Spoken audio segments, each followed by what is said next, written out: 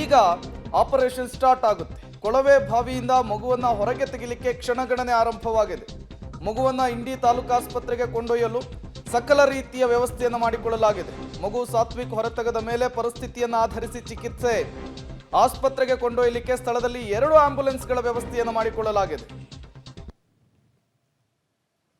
ಸಾತ್ವಿಕನ ಸುರಕ್ಷಿತ ಹೊರತರಲಿಕ್ಕೆ ಏನು ಅಂತಂದರೆ ಕಾರ್ಯಾಚರಣೆ ಈಗ ಭರದಿಂದ ಸಾಗಿದೆ ಅಂತ ಹೇಳ್ಬೋದು. ಇನ್ನು ಕೆಲವೇ ಕ್ಷಣಗಳಲ್ಲಿ ಸಾತ್ವಿಕನ ಸುರಕ್ಷಿತ ಹೊರತೆಗಿತಾ ಇದ್ದಾರೆ. ಇನ್ನು ನೀವು ನೋಡ್ತಿರ್ಬೋದು ಯಾವ ರೀತಿ ಸಿದ್ಧತೆಗಳನ್ನ ವೈದ್ಯರೆಲ್ಲ ಮಾಡ್ಕೊಂಡಿದ್ದಾರೆ ಅಂತೇಳಿ. ಅಂದರೆ ಸಾತ್ವಿಕನ ಹೊರ ತಂದ ತಕ್ಷಣವೇ ಏನು ಅಂತಂದರೆ ಮೊದಲನೇದಾಗಿ ಇಲ್ಲಿ ಒಂದು ಪ್ರಾಥಮಿಕ ಚಿಕಿತ್ಸೆ ಕೊಡಲಾಗುತ್ತೆ. ಆ ಪ್ರಾಥಮಿಕ ಚಿಕಿತ್ಸೆ ಕೊಟ್ಟ ನಂತರ ಏನು ಅಂತಂದರೆ ಆ ಪ್ರಾಥಮಿಕ ಚಿಕಿತ್ಸೆ ಆದ ನಂತರ ಇಲ್ಲಿಂದ ಅವರು ಆಕ್ಸಿಜನ್ ಕೂಡ ವ್ಯವಸ್ಥೆ ಮಾಡಲಾಗಿದೆ. ಅಂದರೆ ಆಕ್ಸಿಜನ್ ಏನು ಅವಶ್ಯಕತೆ ಇದ್ದರೆ, ಯಾಕಂದರೆ ಸುಮಾರು ಗಂಟೆಗಳಿಂದ ಏನು ಅಂತಂದರೆ ಒಳಗಡೆ ಇರೋ ಕಾರಣಕ್ಕಾಗಿ ಯಾವ ರೀತಿ ತೊಂದರೆ ಆಗಿರುತ್ತೋ ಕೂಡ ಗೊತ್ತಿರಲ್ಲ. ಆ ಹಿನ್ನೆಲೆಯಲ್ಲಿ ಕೂಡ ವೈದ್ಯರು ಕೂಡ ಸಿದ್ಧರಾಗಿ ಕೂತಿದ್ದಾರೆ.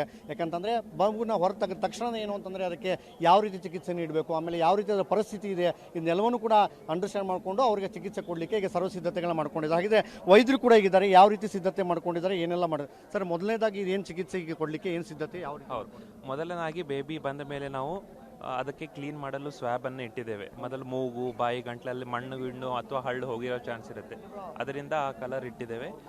ಎರಡನೇದಾಗಿ ಬೇಬಿಗೆ ಆಕ್ಸಿಜನ್ ಕೊಡಬೇಕು, ಸೊ 2 ತಯಾರಿ ಇಟ್ಟಿದ್ದೇವೆ. ಇಲ್ಲಿಂದ ಆಂಬ್ಯುಲೆನ್ಸ್ವರೆಗೂ ಶಿಫ್ಟ್ ಮಾಡಲು ಏನೇನು ಬೇಕು, ಆಕ್ಸಿಜನ್ ಸಿಲಿಂಡರ್, ಇಂಜೆಕ್ಷನ್ಸ್ ಅವೆಲ್ಲ ಸಿದ್ಧತೆ ಮಾಡ್ಕೊಂಡಿದ್ದೇವೆ. ಆಂಬ್ಯುಲೆನ್ಸಲ್ಲಿ ಸಲೈನ್ ವ್ಯವಸ್ಥೆ ಎಲ್ಲ, ವೆಂಟಿಲೇಟರ್ ವ್ಯವಸ್ಥೆ ಎಲ್ಲ ಮಾಡಿ ಸಿದ್ಧವಾಗಿ ಇಡುತ್ತೇವೆ. ಮುಂದಿನ ಚಿಕಿತ್ಸೆಗಾಗಿ ಸಾರ್ವಜನಿಕ ಆಸ್ಪತ್ರೆ ಇಂಡಿಗೆ ತೆರಳಿಕೊಳ್ಳುತ್ತೇವೆ. ಇಂಡಿಯಲ್ಲಿ ಅಂದರೆ ಒಂದು ವೇಳೆ ಅಂದರೆ ಮಗುಗೆ ಏನಾದರೂ, ಯಾಕೆಂದರೆ ತುಂಬ ಹೊತ್ತುಗಳಿಂದ ಒಳಗಡೆ ಇದೆ, 12 ಗಂಟೆ 13 ಗಂಟೆ, ಆಮೇಲೆ ಒಳಗಡೆ ಪೆಟ್ಟಾಗಿರುವಂಥ ಸಾಧ್ಯತೆ ಇರುತ್ತೆ. ಈ ಹಿನ್ನೆಲೆಯಲ್ಲಿ ಹೆಚ್ಚಿನ ಚಿಕಿತ್ಸೆ ಏನಾದರೂ ಆದರೆ ಅದಕ್ಕೆ ಯಾವ ರೀತಿ ಸಿದ್ಧತೆ ಮಾಡ್ಕೊಂಡಿದ್ದಾರೆ? ಹೆಚ್ಚಿನ ಚಿಕಿತ್ಸೆಗಾಗಿ CT ಸ್ಕ್ಯಾನ್ ಅಥವಾ MRI ಬೇಕು ಅವಶ್ಯಕತೆ ಇರೋದರಿಂದ ಆ ಸಂದರ್ಭದಲ್ಲಿ ನಾವು ಜಿಲ್ಲಾ ಆಸ್ಪತ್ರೆ ವಿಜಯಪುರಕ್ಕೆ ಮಗುವನ್ನು ರೆಫರ್ ಮಾಡುತ್ತೇವೆ. ನಿಮಗೇನು ಅನಿಸ್ತದೆ ಸರ್? ಯಾಕಂದರೆ ಈಗ 13 ಗಂಟೆ ಯಾವ ರೀತಿ ಎಲ್ಲ ತೊಂದರೆ ಆಗಿರ್ಬೋದು ಮಗುಗೆ ಅಂತ? ಮಗುವಿಗೆ ಮೇನ್ಲಿ ರೆಸ್ಪಿರೇಷನ್ ತೊಂದರೆ ಆಗಿರ್ಬೋದು. ಆದರೆ ಅದು ಯಾವ ಹಂತಕ್ಕೆ ರೆಸ್ಪಿರೇಷನ್ ತೊಂದರೆ ಆಗಿದೆ ಅದು ನಾವು ನೋಡಿದ ಮೇಲೆ ಮಾತಾಡಬಹುದು. ಸೊ ಸದ್ಯಕ್ಕೆ ಏನೇನು ಬೇಸಿಕ್ ವ್ಯವಸ್ಥೆ ಇದೆ, ವೆಂಟಿಲೇಟರ್ ವ್ಯವಸ್ಥೆ ಆಗಲಿ, ಆಕ್ಸಿಜನ್ ವ್ಯವಸ್ಥೆ ಆಗಲಿ, ಅಥವಾ ಆಕ್ಸಿಜನ್ ಸಿಲಿಂಡರ್, ಆಂಬ್ಯುಲೆನ್ಸ್, ಅವೆಲ್ಲ ಸದ್ಯಕ್ಕೆ ಈ ಲೋಕಲ್ ಮಟ್ಟದಲ್ಲಿ ನಾವೆಲ್ಲ ತಯಾರಿ ಮಾಡ್ಕೊಂಡಿದ್ದೇವೆ. ಮಗು ತಲೆ ತಳಗಡೆ ಮಾಡಿ ಬಿದ್ದಿರೋ ಕಾರಣಕ್ಕಾಗಿ ಯಾವ ರೀತಿ ಎಲ್ಲ ಪೆಟ್ಟುಗಳಾಗಿರ್ಬೋದು, ಕೆಲವೊಂದು ಗಾಯಗಳು ಆಗಿರ್ಬೋದು. ಆ ಗಾಯಗಳಿಗೆ ಏನೇನು ಇಂಜೆಕ್ಷನ್ಗಳು ಬೇಕು ಅಥವಾ ಕೆಲವೊಂದು ಆಯಿಂಟ್ಮೆಂಟ್, ಗಾಸ್ ಪೀಸ್, ಕಾಟನ್ ರೋಡ್, ನಾವೆಲ್ಲ ಸಿದ್ಧತೆ ತಯಾರಿಕೊಂಡೇ ಇದ್ದೇವೆ. ಈ ರೀತಿ ಏನಂತಂದರೆ ಸಂಪೂರ್ಣವಾದ ಸಿದ್ಧತೆನ ಈಗ ವೈದ್ಯರು ಮಾಡ್ಕೊಂಡಿದ್ದಾರೆ. ಯಾವುದೇ ರೀತಿ ತೊಂದರೆ ಆಗಬಾರ್ದು ಮಗು ಅನ್ನೋದಕ್ಕೆ ಸಿದ್ಧತೆ ಮಾಡ್ಕೊಂಡಿದ್ದೀವಿ. ಉತ್ತಮ ಚಿಕಿತ್ಸೆ ನೀಡ್ತೀವಿ. ಇದು ಹೆಚ್ಚಿನ ಚಿಕಿತ್ಸೆ ಬೇಕಾದರೆ ನಾವು ಇಂಡಿ ತಾಲೂಕು ಆಸ್ಪತ್ರೆಗೆ ಕೊಡ್ತೀವಿ ಅನ್ನೋದನ್ನ ಸ್ಪಷ್ಟಪಡಿಸಿದ್ದಾರೆ. ವಿಜಯಪುರದ ಕ್ಯಾಮ್ರಾ ಪರ್ಸನ್ ಸುನೀಲ್ ಜೊತೆ ಪುರುಷೋತ್ತಮ್ ಕುಲಕರ್ಣಿ, ಪಬ್ಲಿಕ್ ಟಿವಿಗಾಗಿ. ಇಲ್ಲಿನೂ ಕೂಡ ಏನಂತಂದರೆ ಒಂದು ಆಕ್ಸಿಜನ್ ಕೂಡ ಸುಮಾರು 17 ಗಂಟೆಗಳಿಂದಲೂ ಕೂಡ ಕೊಳವೆ ಬಾವಿಯಲ್ಲಿಯೇ ಮಗು ಸಿಲುಕಿಕೊಂಡಿರುವಂತಹದ್ದು. ತಲೆ ಕೆಳಗಾದಂತಹ ಸ್ಥಿತಿಯಲ್ಲಿ ಮಗು ಇದೆ. 17 ಗಂಟೆಯಿಂದ ಊಟ ತಿಂಡಿ ಯಾರ ಸಂಪರ್ಕವೂ ಕೂಡ ಇಲ್ಲ. ಸಹಜವಾಗಿಯೇ ನಿತ್ರಾಣ ಸ್ಥಿತಿಯಲ್ಲಿರುತ್ತೆ, ಸ್ವಲ್ಪ ಸುಸ್ತಾಗಿರುತ್ತೆ. ಮಗುವನ್ನು ಮೇಲೆತ್ತುತ್ತಾ ಇದ್ದ ಹಾಗೆ ಮಗುವಿಗೆ ಚಿಕಿತ್ಸೆಯನ್ನು ಕೊಡಲಿಕ್ಕೆ ಬೇಕಾದಂತಹ ಸಕಲ ರೀತಿಯ ಸಿದ್ಧತೆಗಳು ಕೂಡ ಆಗಿರುವಂಥದ್ದು. ಜೊತೆಗೆ ಪೋಷಕರು ಕೂಡ ಈಗಾಗಲೇ ಆಂಬ್ಯುಲೆನ್ಸ್ನ ಬಳಿಯೇ ಸಿದ್ಧರಾಗಿ ನಿಂತಿದ್ದಾರೆ. ಕೊನೆಯ ಹಂತದ ಕಾರ್ಯಾಚರಣೆ ಆಗ್ತಾ ಇದೆ. ಕೆಲವೇ ಕ್ಷಣಗಳಲ್ಲಿ ಮಗುವನ್ನು ಹೊರತೆಗೆಯುವಂತಹ ಕೆಲಸ ಆಗುತ್ತೆ. ಹೊರತೆಗಿತಾ ಇದ್ದ ಹಾಗೆ ಚಿಕಿತ್ಸೆಯನ್ನು ಕೊಡೋದು ಮೊದಲ ಆದ್ಯತೆಯಾಗಿರುತ್ತೆ. ಚಿಕಿತ್ಸೆಗೆ ಸ್ಪಂದಿಸದೇ ಇದ್ದರೆ ಸ್ಥಳೀಯ ಆಸ್ಪತ್ರೆಗೆ ದಾಖಲಿಸುವಂತಹ ಕೆಲಸ ಆಗುತ್ತೆ ಅಂತ ಕೂಡ ಈಗಾಗಲೇ ಸ್ಥಳದಲ್ಲಿದ್ದಂತಹ ವೈದ್ಯರು ಮಾಹಿತಿಯನ್ನು ಕೊಡ್ತಾ ಇದ್ರು. ಇನ್ನೇನು ಕೆಲವು ಕ್ಷಣಗಳು ಬಾಕಿ ಇರುವಂಥದ್ದು. 16 ಅಡಿಯ ಆಳದಲ್ಲಿ ಮಗು ಸಿಲುಕಿಕೊಂಡಿದೆ. ತಲೆ ಕೆಳಗಾದಂತಹ ಸ್ಥಿತಿಯಲ್ಲಿ 20 ಅಡಿ ಭೂಮಿಯನ್ನು ಅಗದಿರುವಂತಹದ್ದು ಅಡ್ಡ ಮಾರ್ಗವಾಗಿ. ಈಗ 20 ಅಡಿಗೆ ಏನು ಹೋಗಿದ್ದಾರೆ ಅಲ್ಲಿ ಒಂದು ಅಡ್ಡಲಾಗಿ ಏನಾದರೂ ಕೊಡುವಂತಹ ಕೆಲಸ ಆಗುತ್ತೆ. ಅದಾದ ಮೇಲೆ ಮಗುವನ್ನು ಮೇಲೆತ್ತುವಂತಹ ಕೆಲಸ ಆಗುವಂತಹದ್ದು. ಅದಕ್ಕೆ ಈಗ ಕ್ಷಣಗಣನೆ ಆರಂಭವಾಗಿದೆ. ಒಂದು ಕಡೆ ಆಂಬ್ಯುಲೆನ್ಸ್ನಲ್ಲಿ ಆಗ್ತಾ ಇರುವಂತಹ ಸಿದ್ಧತೆಗಳನ್ನು ನೀವು ಗಮನಿಸ್ತಾ ಇದ್ದೀರಿ, ಮತ್ತೊಂದು ಕಡೆ ರಕ್ಷಣಾ ಕಾರ್ಯಾಚರಣೆಯನ್ನು ಗಮನಿಸ್ತಾ ಇರುವಂತಹದ್ದು. ಕೆಲವೇ ಕ್ಷಣಗಳು ಬಾಕಿ ಇದೆ.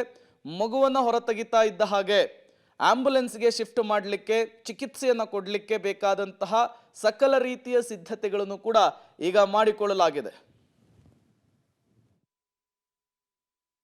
ಬಾವಿಯಲ್ಲಿ ಸಿಲುಕಿರುವಂತಹ ಏನು ಸಾತ್ವಿಕ್ ಇದ್ದಾನೆ, ಸಾತ್ವಿಕನ ಸುರಕ್ಷಿತವಾಗಿ ಹೊರತೆಗಿಲಿಕ್ಕೆ ಏನು ಅಂತಂದರೆ ನಿರಂತರವಾಗಿ 12 ಗಂಟೆಗಳಿಂದ ಒಂದು ಕಾರ್ಯಾಚರಣೆ ನಡೆದಿದೆ. ನೀವು ನೋಡ್ತಿರ್ಬೋದು ಇಲ್ಲೇನು ಮಹಿಳೆಯರು ವೃದ್ಧರು ಎಲ್ಲರೂ ಕೂಡ ಕೂತಿದ್ದಾರೆ.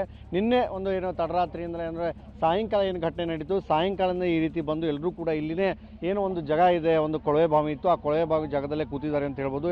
ಎಲ್ಲರೂ ಕೂಡ ಒಂದೇ ಪ್ರಾರ್ಥನೆ ಮಾಡ್ತಾ ಇದ್ದಾರೆ, ಮತ್ತೆ ಸಾತ್ವಿಕ್ ಬರಲಿ, ಮತ್ತೆ ಸಾತ್ವಿಕ್ ಎಂದಿನಂತೆ ಓಡಾಡಲಿ ಅನ್ನೋ ಒಂದು ನಿಟ್ಟಿನಲ್ಲಿ ಎಲ್ಲರೂ ಕೂಡ ಪ್ರಾರ್ಥನೆ ಮಾಡ್ತಾ ಇದ್ದಾರೆ. ಜೊತೆಗೆ ಏನು ಅಂತಂದರೆ ನಿನ್ನೆ ಸಾಯಂಕಾಲದಿಂದ ಕುಳಿತಂತ ಎಲ್ಲರೂ ಕೂಡ ಏನು ಅಂತಂದರೆ ಸಂಬಂಧಿಕರಲ್ಲಿ ಮತ್ತು ಗ್ರಾಮಸ್ಥರಾಗಲಿ ಎಲ್ಲರೂ ಕೂಡ ಒಟ್ಟಿಗೆ ಸೇರಿಕೊಂಡು ಏನು ಅಂತಂದರೆ ಒಂದೇ ಒಂದು ಪ್ರಾರ್ಥನೆ ಮಾಡ್ತಾ ಇದ್ದಾರೆ, ಏನು ಅಂತಂದರೆ ಸಾತ್ವಿಕ್ ಮತ್ತೆ ಬರಲಿ ಅಂಥೇಳಿ ಎಲ್ಲರೂ ಕೂಡ ಕಾಯ್ತಾ ಕೂತಿದ್ದಾರೆ ಅಂತ ಹೇಳ್ಬೋದು. ಇನ್ನೇನು ಕ್ಷಣಗಣನೆ ಕೂಡ ನಡೆದಿದೆ, ಯಾಕಂದರೆ ನಿರಂತರವಾಗಿ 12 ಗಂಟೆಗಳಿಂದ ಒಂದು ಕಾರ್ಯಾಚರಣೆ ನಡೀತಾ ಇದೆ.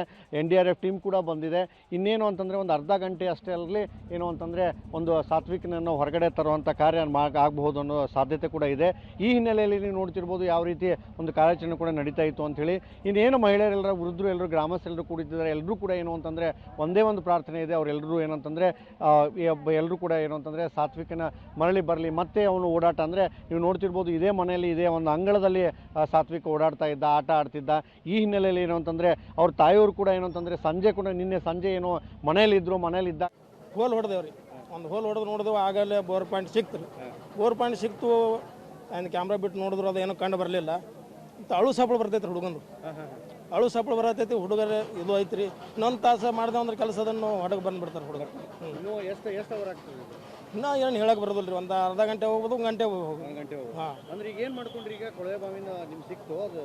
ಹಾಂ, ಸಿಕ್ಕೈತಿ ರೀ. ಅದು ಹೋಲ್ ಹಾಕು ಮಷಿನ್ ಬರ್ತೈತಿ ರೀ, ಅದು ಅದರಲ್ಲೇ ಹೋಲ್ ಹಾಕಿಬಿಟ್ಟೆವು. ಹೋಲ್ ಹಾಕಿಂದ ಸಿಕ್ತು ಪಾಯಿಂಟ್ ಅಲ್ಲಿ ಐತೆ ಅಂದ್ರೆ ನಾ 7 ಇಂಚ್ ಹೋಗ್ಬೇಕು ರೀ. ಮಗು ಬಂದ್ಬಿಡ್ತಾರೆ. ಇಲ್ರಿ, ಅದು ಮಣ್ಣು ಹೋಗಿ ಬೀಳ್ಬಾರ್ದು, ಈಗ ಪ್ರಕಾರ ಹೊಡ್ಲಿಕ್ಕತ್ತಾರ ಅವರು. ಮಣ್ಣು ಬೀಳ್ಬಾರ್ದು ಅಂತೇಳಿ ಅದಕ್ಕೆ ಒಂದು ರಾಡ್ ಹಾಕಿ ಅವರು ಅಕಸ್ಮಾತ್ ಹುಡುಗನ ತಳಗಿಳಿದು ಬಂದ್ರು ಅಲ್ಲಿ ನಿಂತ್ಕೋಬೇಕು ಅಲ್ಲೇ. ಅಂದ್ರೆ ಈಗ ಕೊಳವೆ ಬಾವಿಗೆ ನಡು ಒಂದು ಈಗ ಇದನ್ನ ಹೋಲ್ ಏನು ಹೊಡೆದವಲ್ರಿ, ಅದಕ್ಕೆ ಹೊಡೆದು ಒಂದು ಹಾರಿ ಹಾಕಿವ್ರಿ. ಅಂದ್ರೆ ಹಾರಿ ಹಾಕಿದ್ರು ಇಳಿದ್ರು ಅಲ್ಲಿ ನಿಂತ್ಕೋಬೇಕಂತೇಳಿ ಅಲ್ಲೇ ಮುಂದೆ ಹೋಗಬೇಕಲ್ಲ. ಅದಕ್ಕೆ ಹಂಗೆ ಒಂದು ಇದು ಮಾಡಿದೆವ್ರಿ. ಯಾಕೆ ಆಪರೇಷನ್ ಮಾಡೋ ಮುಂದೆ ಮತ್ತು ಅದು ಇಳಿತು ಅಂದ್ರೆ ಇದು ಆಗ್ಬಿಡೋದು ಒಂಚೂರು ತಡ ಆಯ್ತಲ್ಲ, ಲೇಟ್ ಆಗ್ತದೆ. ತಡ ಅಂದ್ರೆ ರೀ ಸರ್ ಹಾರ್ಡ್ ಐತಿ, ಹಾರ್ಡ್ ಐತಿ. ಅದು ಏನು ಮಾಂಜ್ರಿಕಲ್ಲ ಅಂದ್ರೆ ಅದು ಅಟ್ಟಿ ಚಕಳಿ ಅದು ಒಟ್ಟ ಕಿತ್ತಲು ಚಕಳಿ ಬರ್ತಾರೆ ಬರೀ. ಅಂದ್ ಎಲ್ಲಿ ಅದು ಹೋಗ್ತದೆ ಅಲ್ಲಿ ಬರೀ ಮನಿ ಮಾಡ್ತಾರೆ, ಅದು ಕಿತ್ತುದಿಲ್ಲ. ಹಾರ್ಡ್ ಇದ್ದಕ್ಕಲ್ಲ ಅದಕ್ಕೆ ಹಾಂ ಲೇಟ್ ಆಗುತ್ತೆ. ಈಗ ಇನ್ನೆಷ್ಟು ಗಂಟೆ ಆಗ್ಬೋದು? ಅದು ಏನು ಹೇಳಕ್ ಬರೋದಿಲ್ಲ ರೀ, 1 ಗಂಟೆ ಹೋಗ್ಬೋದು ರೀ. ಇದಿಷ್ಟು ಏನಂತಂದ್ರೆ ಏನೋ ಒಂದು ಕಾರ್ಯಾಚರಣೆ ನಡೆಸಿರೋ ಅವ್ರ ಮಾತು. ವಿಜಯಪುರದ ಕ್ಯಾಮ್ರಾ ಪರ್ಸನ್ ಸುನೀಲ್ ಜೊತೆ ಪುರುಷೋತ್ತಮ್ ಕುಲಕರ್ಣಿ, ಪಬ್ಲಿಕ್ ಟಿವಿಗಾಗಿ. ಕಾರ್ಯಾಚರಣೆಯನ್ನು ನಡೆಸ್ತಾ ಇದ್ದಂತಹ ಸಿಬ್ಬಂದಿಗಳು ಮಾತನಾಡ್ತಾ ಹೇಳ್ತಾ ಇದ್ರು, 16 ಅಡಿಯಲ್ಲಿ ಮಗು ಸಿಲುಕಿಕೊಂಡಿದೆ, 4 ಅಡಿ ಎಕ್ಸ್ಟ್ರಾ ನಾವು ಆಳಕ್ಕೆ ಹೋಗಿದ್ದೀವಿ. ಕಾರಣ ಮಗು ಮತ್ತೆ ಕೆಳಗೆ ಹೋಗಬಾರ್ದು ಅನ್ನುವಂತಹ ಕಾರಣಕ್ಕೆ ಆಧಾರವಾಗಿ ನಾವು ಒಂದು ರಾಡ್ ಹಾಕುವಂತಹ ಕೆಲಸವನ್ನು ಮಾಡ್ತೀವಿ. ಅದಾದ ಮೇಲೆ ಅದನ್ನು ಡ್ರಿಲ್ ಮಾಡಿ ಮಗುವನ್ನು ಹೊರತೆಗೆಯುವಂತಹ ಕೆಲಸ ಆಗುತ್ತೆ ಅನ್ನುವಂತಹ ಮಾಹಿತಿಯನ್ನು ಕೊಡ್ತಾ ಇದ್ರು. ಇನ್ನೂ ಒಂದು ಅರ್ಧ ಗಂಟೆ 20 ನಿಮಿಷ ಆಗಬಹುದು, ಹೆಚ್ಚೆಚ್ಚಂದ್ರೆ 1 ಗಂಟೆ ಕೂಡ ಆಗಬಹುದು ಅನ್ನುವಂತಹ ಮಾಹಿತಿಯನ್ನು ಕೊಡ್ತಾ ಇದ್ರು.